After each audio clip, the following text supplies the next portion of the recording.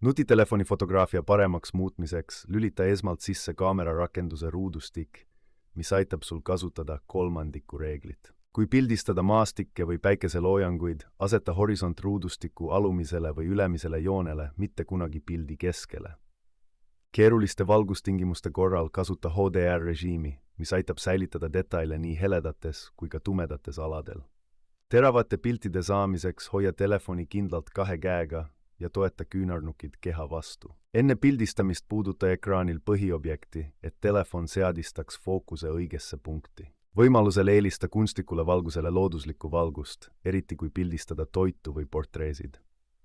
Liikuvate objektide pildistamisel kasuta sarivõtterežiimi, hoides päästikunuppu all.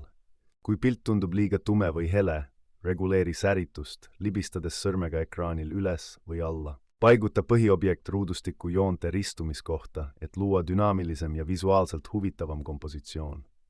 Lõpuks ära piirdu ainult silmakõrguselt pildistamisega. Proovi erinevaid nurki, et leida huvitavamaid vaatenurki.